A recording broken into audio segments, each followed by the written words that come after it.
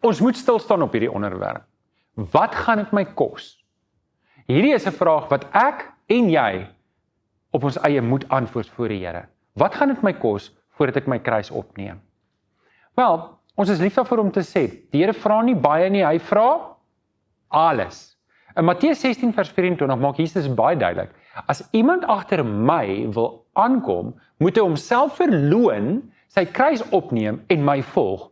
Nou daai woord verloon in die Griekse woordeboekie Louw en Naida beteken om totaal te verontagsaam, om te maak of jy nie ken nie, of om heeltemal te verwerp. Dis baie sterk woorde.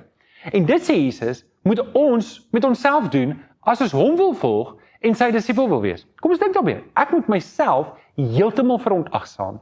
Ek moet myself maak of ek nie myself ken nie en verwerp. Heeltemal my rug draai op myself. Nou hoe doen ek dit?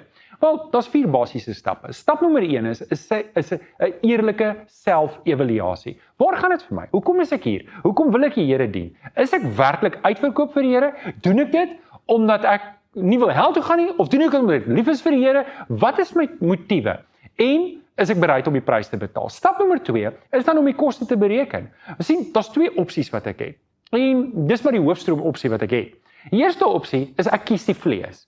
Die prys wat ek gaan betaal is uiteindelik die dood en die beloning wat ek daarna gaan kry is die ewige dood. Opsie nommer 2 is dan oorgawe aan die Here Jesus en die prys wat ek gaan betaal is om myself te kruisig hier op aarde en om Jesus te volg, my kruis op te neem, myself te verloon en die beloning daarvan is 'n lewendige verhouding met die Vader as ook die ewige lewe hierna. Stap 3 is om my rug te draai op my ou lewe, om te sê, ek gaan nie weer terugsin toe nie, ek ken nie myself nie, daai lewe is verby en ek is klaar daarmee en ek gaan alles in my vermoë doen om daai lewe finaal te kruisig en weg te stap daarvan. Dit noem ons bekering. En dit kan wees dat jy dalk al lankal tot bekering gekom het, jou lewe oorgegee het vir die Here, maar jy het 'n koersaanpassing nodig. Kom ons noem dit klein bekerings terug na die Here toe, want dis die probleem, ons vlees neig terug daarna toe.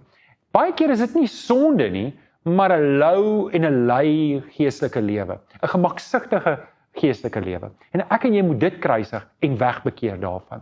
Die 4de stap wat ek en jy moet neem om die koste te bereken, ons kruis op te neem en agter Jesus aan te gaan, is om doelbewus gemeenskap te hê met ander disippels. Dit beteken ek moet iewers inskakel. Ek moet deel wees van 'n disipelskapprogram. Ek moet iewers deel wees van 'n gemeente en ek moet iewers aktief my gawes en talente uitleef binne in die koninkryk van die Here. En dit is die koste. Dis die koste wat ek en jy moet bereken en wat ek en jy moet oorbesluit voordat daai kruis opneem en Jesus volg.